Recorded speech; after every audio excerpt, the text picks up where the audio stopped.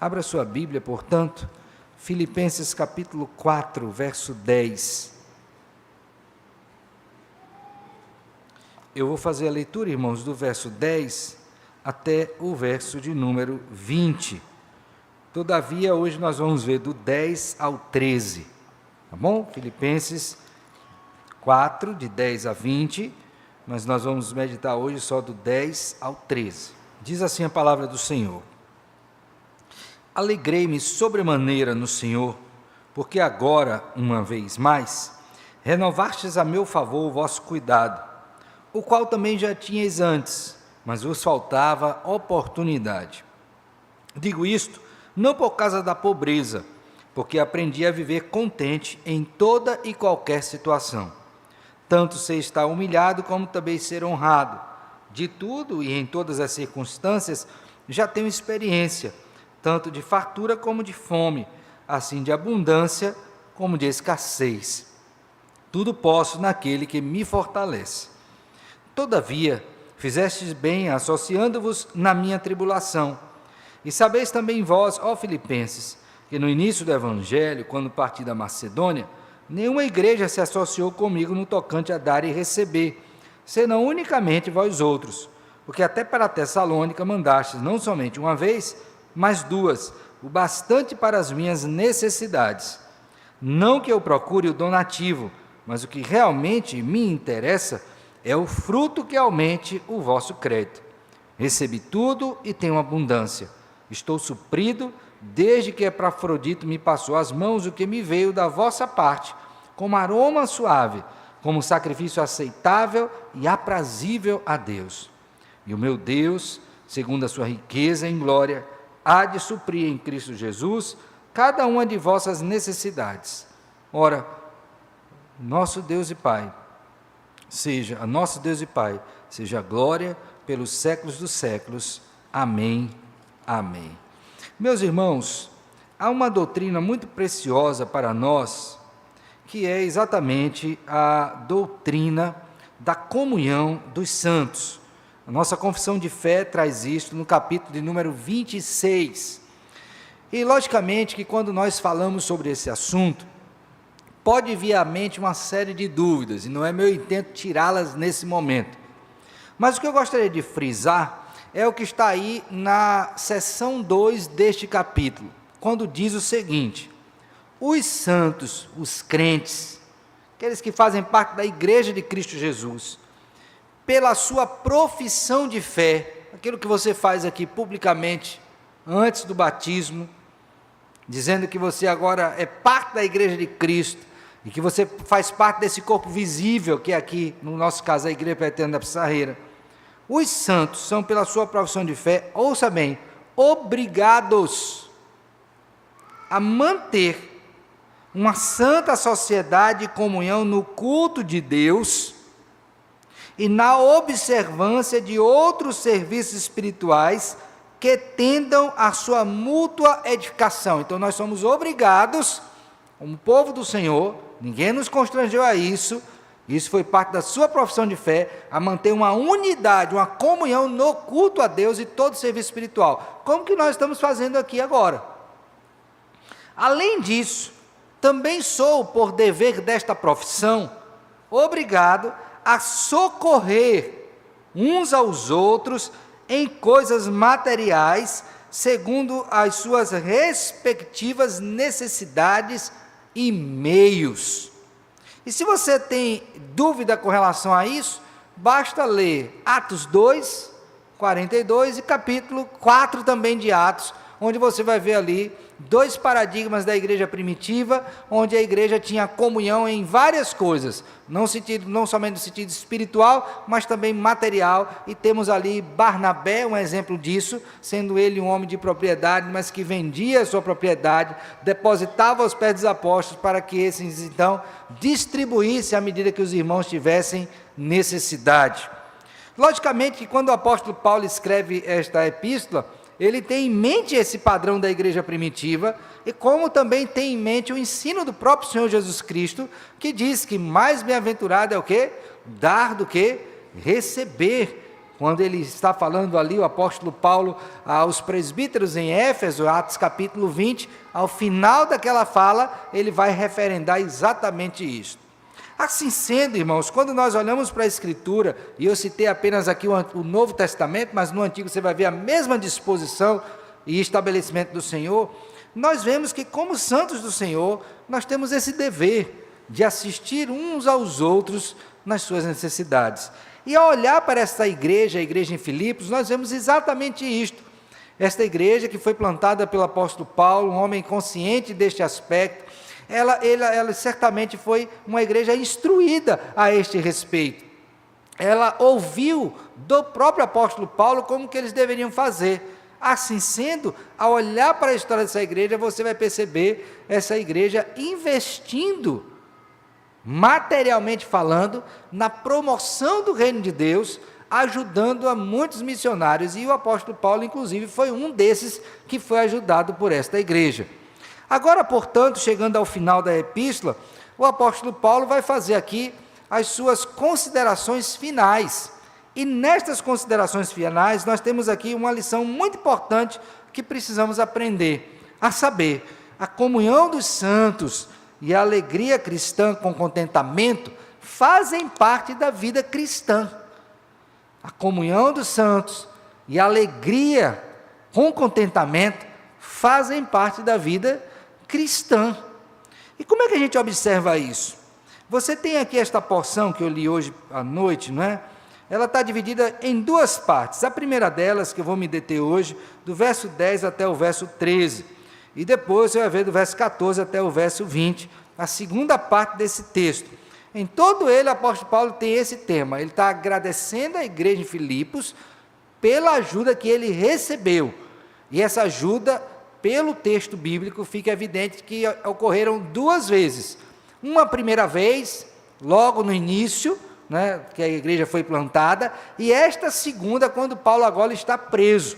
Então, há um hiato aí entre a primeira atitude de benevolência da igreja e a segunda. Paulo não está reclamando disso, ele está reconhecendo que essa igreja o assistiu já duas vezes. E ele é grandemente grato a Deus por isto.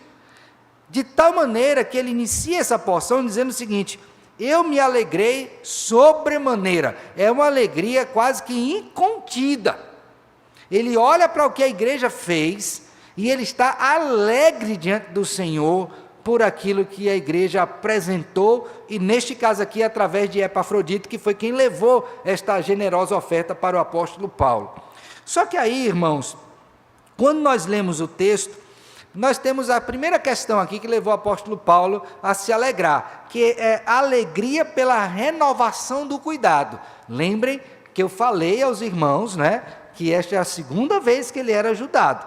E aí, se você olhar comigo, ele vai dizer o seguinte: olha, alegrei-me sobremaneira no Senhor, porque agora, uma vez mais, renovastes a meu favor o vosso cuidado, o qual também já tinhais antes, mas vos faltava o quê?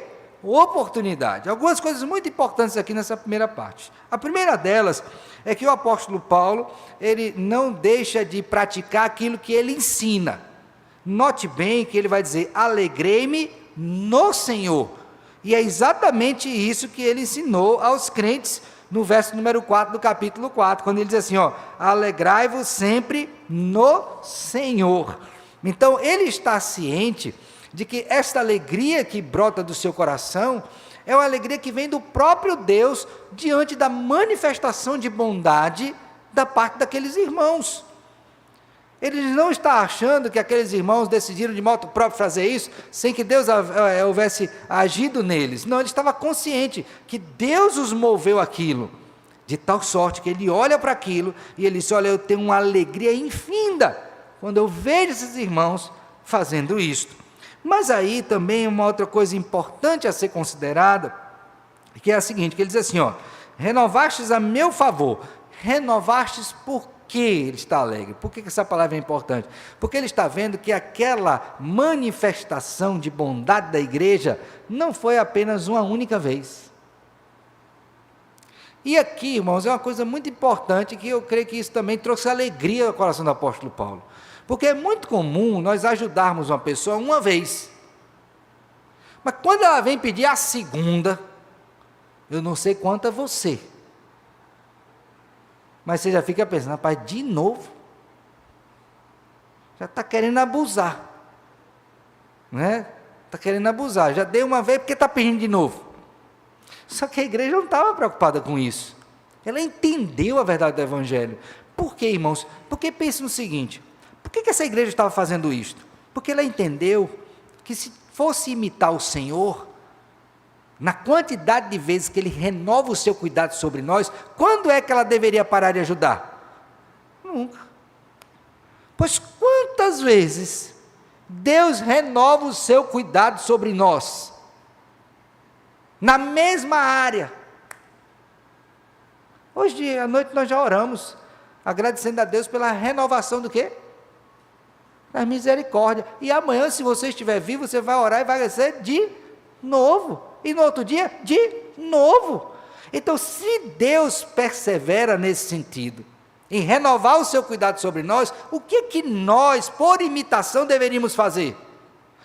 De igual modo, renovar o cuidado com os nossos irmãos, sempre que houver o quê? Uma necessidade, não importa quantas. Então, quando Paulo vê isso, ele diz, eu estou feliz, porque vocês entenderam este aspecto do Evangelho, de renovação do cuidado. E aí o apóstolo Paulo ainda é mais profundo, porque ele diz o seguinte, olha, que esse cuidado renovado, ou esse cuidado, eles já tinham antes, mas faltava a eles o quê?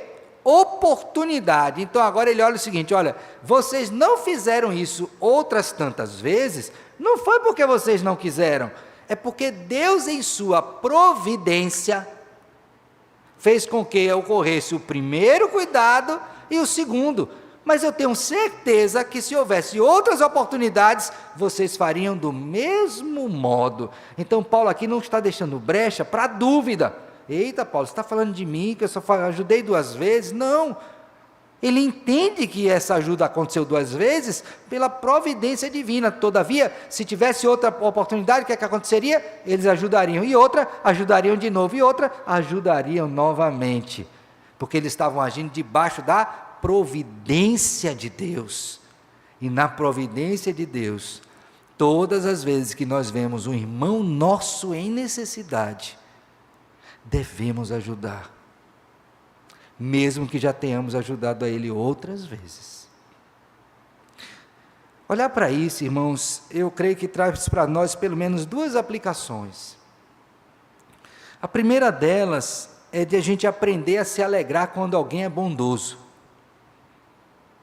Eis uma coisa difícil, e eu digo isso à luz da Escritura, porque certa vez o Senhor Jesus Cristo interpelou alguns homens, porque julgaram que ele não era correto em agir com bondade. Ele disse, porventura eu não sou bom em fazer o que eu quero com o que é meu para ajudar alguém? Então a gente precisa aprender a se alegrar com pessoas generosas, pessoas que fazem parte do corpo de Cristo, que estão vendo a necessidade do irmão, e elas são bondosas. Alegre-se com isso. Não se alegre só quando você recebe, alegre-se também quando pessoas dão, porque mais bem-aventurado, repete isso, é dar do que o quê? Aquela pessoa está dando evidência de que ela é uma pessoa favorecida por Deus, por isso que ela está sendo generosa. Então aprenda a se alegrar. Agora, outra coisa que esse texto nos leva, é de aprendermos a sermos também o quê? Generosos. E aqui tem uma questão importante, né? Porque geralmente a questão de generosidade passa por quantidade de riqueza. Então, algumas pessoas pensam assim, eu só posso ser generosa se eu tiver muito. Espera aí, mas quando a gente lê a Bíblia, a gente vê que tem pessoas que não têm muito e deram além das suas posses. Então, generosidade não está medida por riqueza, mas por disposição do coração. Porque você vai ver pessoas que são ricas e que não são generosas. E outras que são pobres, humildes financeiramente, e são generosas. Então preste bem atenção nisso. Olhe para esse texto e diga, Senhor, me ajude a não somente me alegrar ao ver a generosidade de outros, mas também a ser uma pessoa o quê? Generosa. Alguém que contempla a necessidade do outro, não é insensível a isto e está pronto para dar. Abra sua Bíblia aí, por favor. Eu não ia dar esse exemplo não, mas agora não foi o Espírito que me revelou não, viu? É só para materializar, porque às vezes a gente fala e acha que não é bíblico, viu? Então abra sua Bíblia aí, por favor, em Tiago. Tiago. Capítulo 1, verso 26 e 27. Abriram? Olha só. Se alguém supõe ser religioso, deixando de refrear a língua, antes enganando o próprio coração, a sua religião é vã. Agora leiam o 27 aí, o que é dito.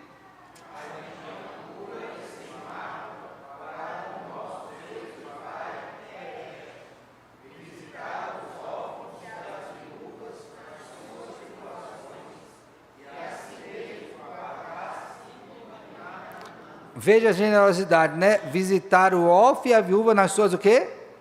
Essa visitação não é uma visitação para dizer, oi, tudo bem? Como é que está aí, sozinha? E você, meu filho, órfão, está bem?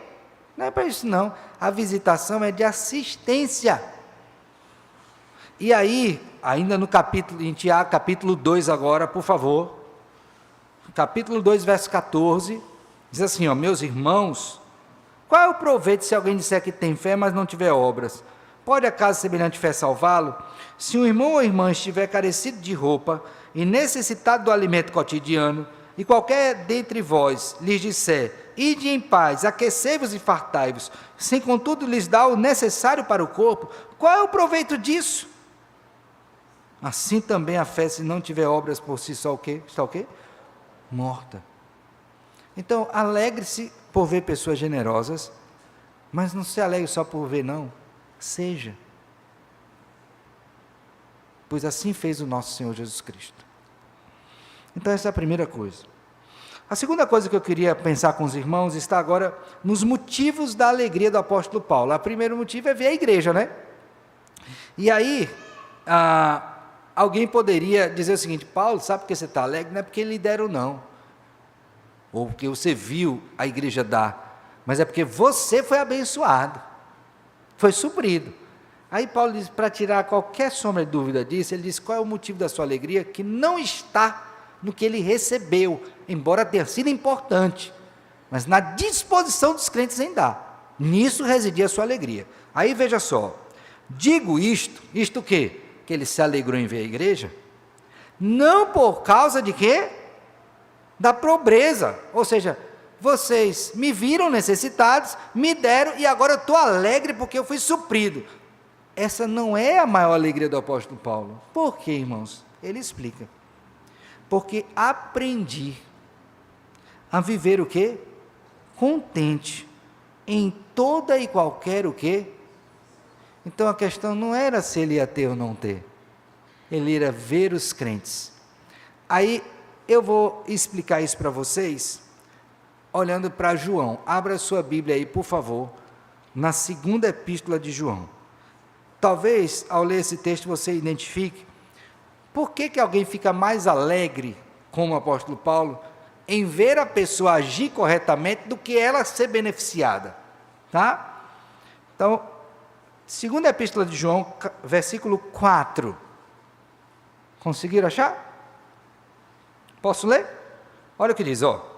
Fiquei sobremodo alegre em ter encontrado dentre os teus filhos os que andam na verdade, de acordo com o mandamento que recebemos da parte de quem? De quem? Do Pai. Por que ele está alegre? Sobremodo alegre, não é só alegre, sobremodo alegre. Porque ele está vendo crente andando como crente. Não é porque recebeu algo. Eu conversava com um pastor, meu professor, ele dizia o seguinte, ele fez uma relação das grandes alegrias cristãs, não é? Pastoralmente falando, ele disse assim, uma das grandes alegrias pastorais Alguém diz, quais são? Aí a pessoa diz, vê gente ser salva. É também. Mas não é a única. Eles não têm alegria tão grande quanto você ver um crente andando na verdade. É bom demais. Esta foi a alegria do apóstolo Paulo. E para não deixar dúvida, ele disse, eu não estou alegre porque eu recebi algo de vocês. Porque eu aprendi a viver contente. Alguns comentaristas dizem que aqui é o mistério da vida cristã piedosa, né? Que é você aprender a ter contentamento em toda e qualquer situação. E aí ele descreve quais situações são essas. Veja o verso 12 agora. Primeiro, ele diz que aprendeu a estar contente, tanto se está humilhado, como também o quê?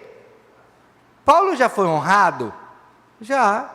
Observe a vida dele antes da conversão, você vai ver isso. Não é? Um homem tão honrado que recebeu carta das mãos dos líderes para prender os cristãos. Era o maior dentre aqueles que defendiam a lei e faziam uso da lei. Ele mesmo disse isso nessa epístola. Ninguém o superava. Mas ele também foi humilhado. Então ele aprendeu uma coisa e outra, os dois extremos. Outro aprendizado na vida dele. De tudo e em todas as circunstâncias já tenho experiência. Aí diz, de fartura. Paulo era um homem bem servido, era uma família nobre.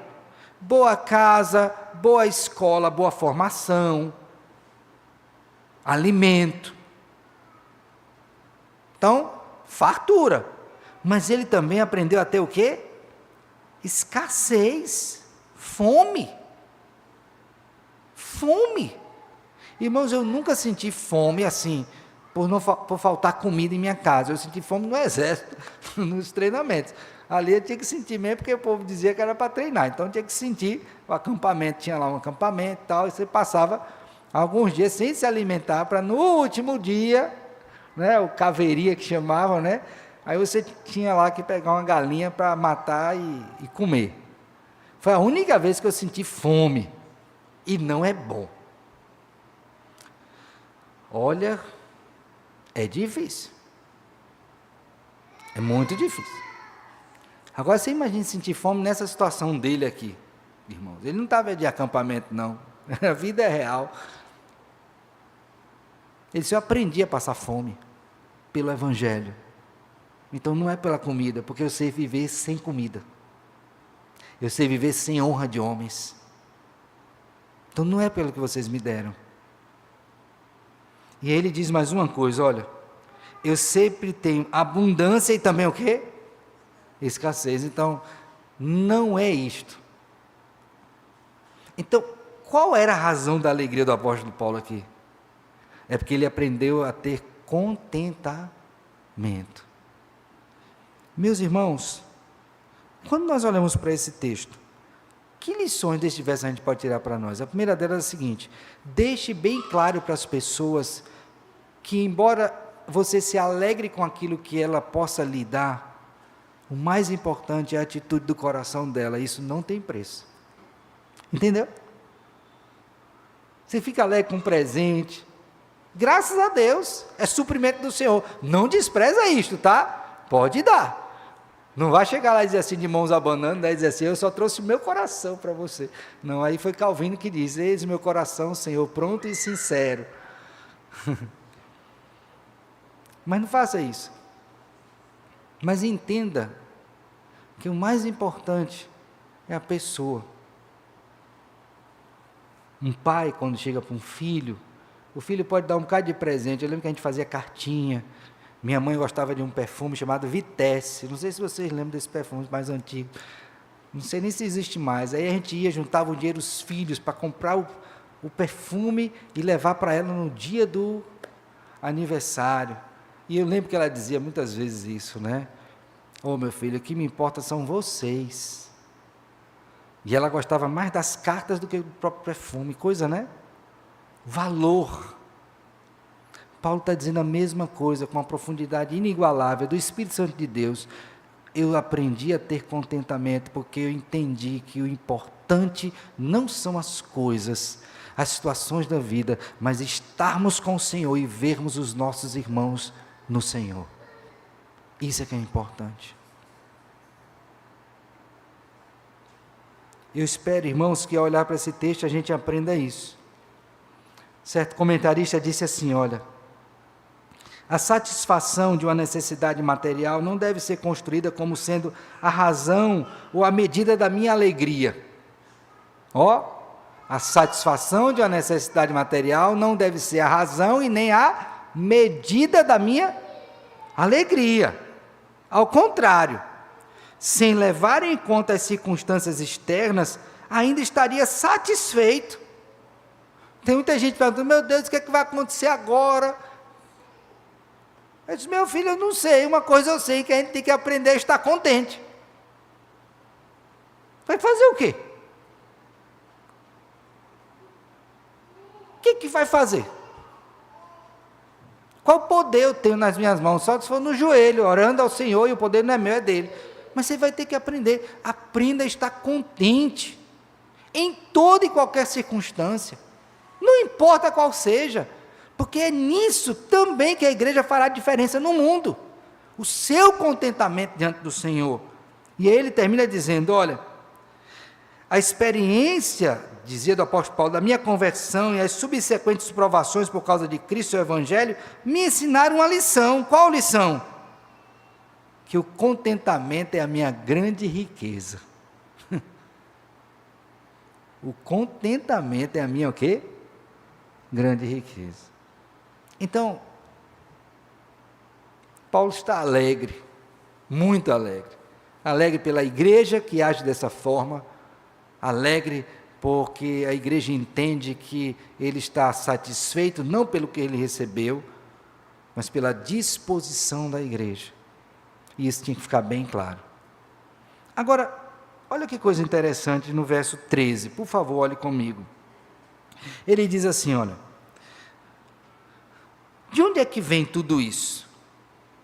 Como é que Paulo poderia perseverar nisso tudo sem sucumbir?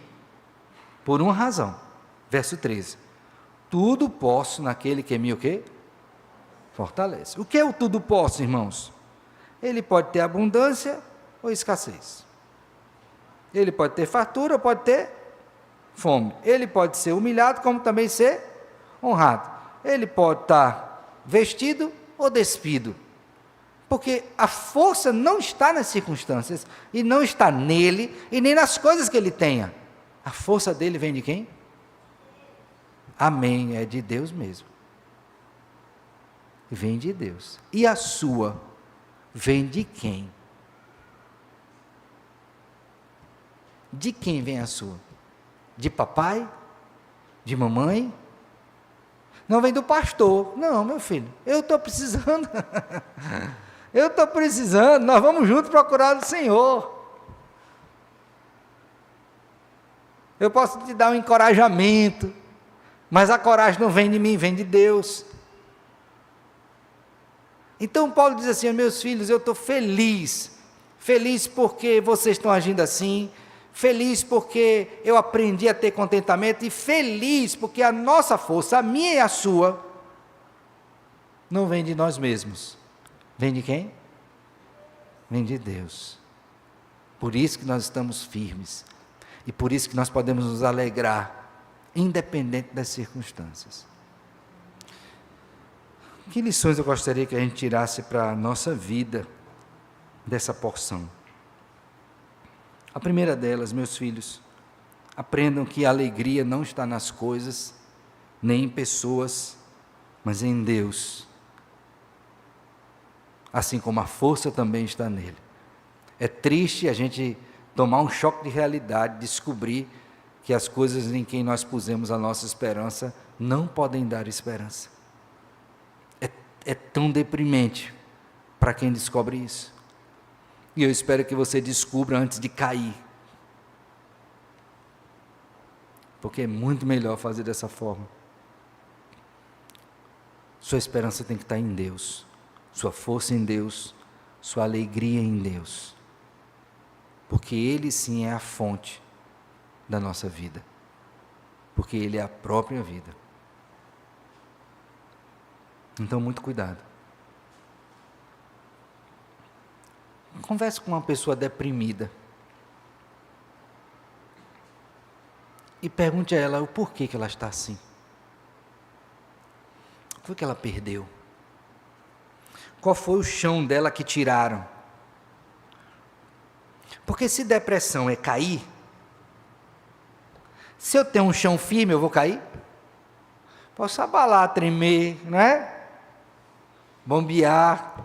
Cair não, por que não? Porque o chão é firme. Então, se você estiver firmado na rocha, as coisas podem vir, difíceis, duras, mas não te abalarão. E não sou eu que estou falando isso, é o Senhor em sua palavra. Agora o que você tem que ver? Onde é que você está firmado? Porque pode ser que você esteja em pé de algo que não pode te sustentar. E mais cedo ou mais tarde, tu vai o quê? Vai cair. E você junto. Então, antes que isso aconteça, peça a Deus a graça de firmar os seus pés na rocha. A segunda coisa que eu queria que você pensasse, como igreja, ore para ser um crente que age com liberalidade. Não é liberalismo, tá? Com liberalidade. O que é? É aquela pessoa que ela tem a disposição para contemplar a necessidade do outro e ajudar. Agora lembra, qualificador, contemplar a necessidade. Se não é necessidade, aí você tem que avaliar. O que você vai fazer? Mas teve necessidade, faça. Então isso é um dos critérios de ajuda mútua. Ajudar a quem tem o quê? Necessidade. E lembra lá, a Bíblia estabelece outros, né? As verdadeiramente viúvas, primeiras da família da fé, não são critérios? Então observe isto. Observe isto. A outra coisa que eu queria que você pensasse, que eu creio que seja muito importante, juntamente com o apóstolo Paulo, saiba que na sua vida você pode ter circunstâncias adversas, tá? E você vai ter que aprender a se adequar a elas. Não é verdade? Então é possível que você hoje não tenha nada, materialmente falando, amanhã você tenha, mas isso não deve mudar o seu coração, cuidado com isso. O inverso também deve ser alvo de seu cuidado. Então na vida nós passamos por situações diversas. Pastor, como é que eu vou enfrentar circunstâncias diversas? Aí é o segredo que Paulo disse que aprendeu na vida dele, é o quê? Contentamento. Porque senão você vai brigar com a esposa, vai brigar com o esposo, vai brigar com o filho, até o cachorro, se estiver pela frente, vai sofrer. Você não tem contentamento, você vai achar um culpado. Vai achar um culpado, só não é você. Mas você vai achar um. Então, se você sabe que na vida tem situações adversas e diversas, aprenda a ter contentamento. E eu vou dar um exercício muito simples para isso, tá? Você vai fazer assim, você vai chegar em casa, pega seu caderninho lá e dizer: eu seria mais feliz se tivesse... Ok? Eu seria mais feliz se tivesse... Aí você bota o tracinho e você vai escrever lá. Se essa palavrinha que preencher esta lacuna for qualquer outra coisa que não Deus, você está com um grave problema.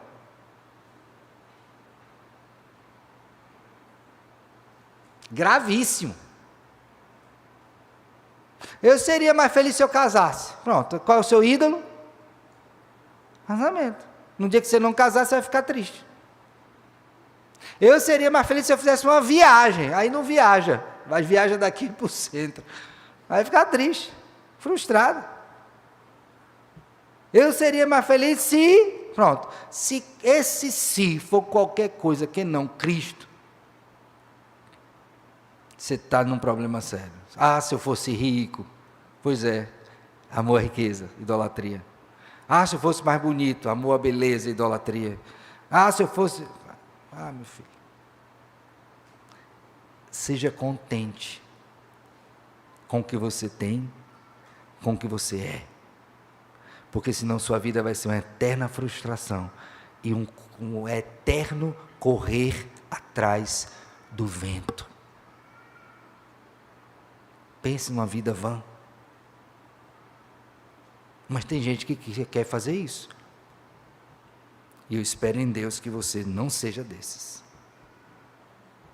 Quero finalizar dizendo o seguinte: é possível, como cristão, ter uma vida alegre, com contentamento.